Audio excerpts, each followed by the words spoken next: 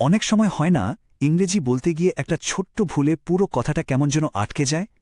আজ আমরা ঠিক সেই রকমই একটা জিনিস নিয়ে কথা বলবো, অক্সিলিয়ারি বা হেল্পিং ভার্ব।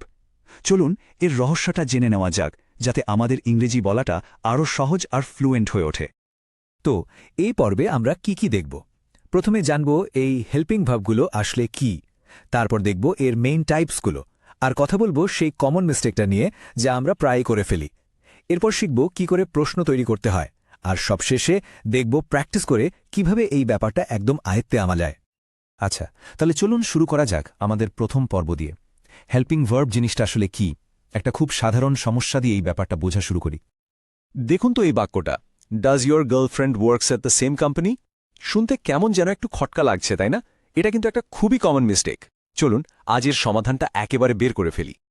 আসলে ওই বাক্যটা ঠিক করার আসল চাবিকাঠিটাই কিন্তু লুকিয়ে আছে অক্সিলারি ভার্বসের মধ্যে। নাম শুনেই বোঝা যাচ্ছে, তাই না? হেল্পিং ভার্ব মানে এরা মেইন ভার্বকে সাহায্য করে সেন্টেন্সটাকে একটা সম্পূর্ণ অর্থ দিতে। তো এবার চলুন আমাদের দ্বিতীয় পর্বে জেনে নেওয়া যাক এই মেইন হেল্পিং ভার্বগুলো কি কি। এগুলোকে ইংরেজি বাক্যের একটা এসেনশিয়াল টুল কিটও বলা যেতে পারে। এই হেল্পিং ভার্বগুলোকে মূলত দুটো ভাগে ভাগ করা যায়। একটা হলো প্রাইমারি অক্সিলিয়ারিজ, যেমন বি, ডু, হ্যাভ, এগুলো খুব কমন। আর অন্যটা হলো মডেল অক্সিলিয়ারিজ, যেমন উইল, ক্যান, শুড। এগুলো বাক্যে একটা এক্সট্রা লেয়ার অফ মিনিং যোগ করে, মানে ভরণ, সম্ভাবনা বা কোনো বাধ্যবাধকতার মতো ব্যাপারগুলো বোঝায়। এবার আসা যাক সবথেকে জরুরি অংশে, আ কমন মিস্টেক। চলুন দেখি কিভাবে মাত্র একটা সহজ নিয়ম মনে রেখে এই ভুলটা আমরা সবসময় এড়াতে পারি। এই নিয়মটা কিন্তু একদম মনে গেঁথে নিতে হবে। বিষয়টা হলো, যখনই কোনো প্রশ্ন বা নেগেটিভ সেন্টেন্সে ডু, ডাজ বা ডেট ব্যবহার করা হয়, ওরাই কিন্তু টেন্সের পুরো দায়িত্বটা নিয়ে নেয়। তাই মেন ভার্বের আর কোনো চিন্তা থাকে না, ওটা সবসময় ওর অরিজিনাল বা বেস ফর্মে বসে। একটা উদাহরণ দেখলে ব্যাপারটা একদম পরিষ্কার হয়ে যাবে।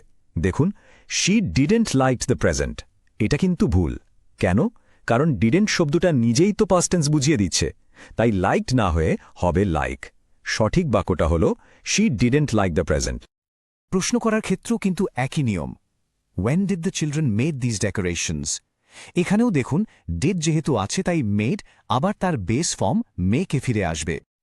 আর এইভাবেই কিন্তু আমরা আমাদের সেই প্রথম প্রশ্নটার সমাধানে পৌঁছে গেলাম। মনে আছে, does your girlfriend works?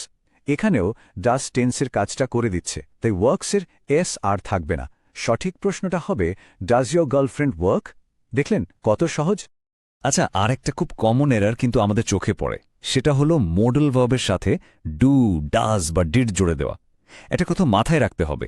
Model ভার্বগুলো মানে ক্যান, উইল, শুড, এরা নিজেরাই তো হেল্পিং ভার্ব, তাই ওদের আর দ্বিতীয় কোনো হেল্পারের দরকার হয় না। যেমন ধরুন, ডাজ শি ক্যান ড্রাইভ? এটা একদম ভুল। এখানে দুটো হেল্পিং ভার্ব একসাথে হয়ে গেছে। ক্যান নিজেই যথেষ্ট শক্তিশালী প্রশ্নটা করার জন্য, তাই সঠিক বাক্যটা হবে ক্যান শি ড্রাইভ? তো নিয়মগুলো তো জানা হলো। এবার চলুন চতুর্থ পর্বে যাই আর দেখি এই হেল্পিং ভার্ব ব্যবহার করে কিভাবে আমরা ঝটপট সঠিক প্রশ্ন আর উত্তর তৈরি করতে পারি। দেখুন, ইয়েস নো কোয়েশ্চেন তৈরি করার একটা খুব সহজ ফর্মুলা আছে। প্রথমে অক্সিলারি ভার্ব, তারপর সাবজেক্ট, আর তারপর মেইন ভার্ব, অবশ্যই তার বেস ফর্মে। ব্যাস, হয়ে গেল। এবার একটা দারুণ টিপস দিই।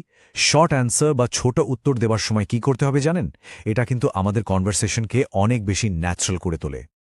ব্যাপারটা হলো, মেইন ভার্বটা রিপিট না করে শুধু হেল্পিং ভার্বটা রিপিট করতে হয়। যেমন কেউ যদি জিজ্ঞেস করে, ডিড ইউ সি মিশেল?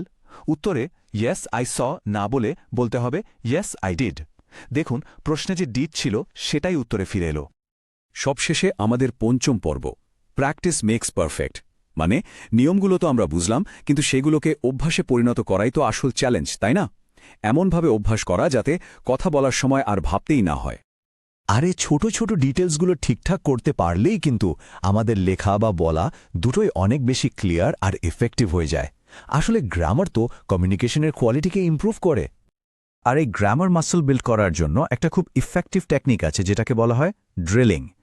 ক্লাসরুমে এটা প্রায় ব্যবহার করা হয়। এটা কিন্তু শুধু কথার কথা নয়, রিসার্চও দেখিয়েছে যে সাবস্টিটিউশন ড্রিলের মতো টেকনিকগুলো অক্সিলারি ভার্বের সঠিক ব্যবহার শিখতে দারুণভাবে সাহায্য করে। মানে এই স্ট্রাকচার্ড রেপিটেশন সত্যিই কাজে দেয়। তো আমাদের এই পর্বের শেষে একটাই প্রশ্ন, এমন কোনো গ্রামার রুল আছে যেটা প্র্যাকটিসের মাধ্যমে একদম নিজের সেকেন্ড নেচার বানিয়ে ফেলতে চান? কারণ মনে রাখবেন, নিয়মিত প্র্যাকটিস কিন্তু যে কোনো কঠিন নিয়মকেও একটা সহজ অভ্যাসে বদলে দিতে পারে।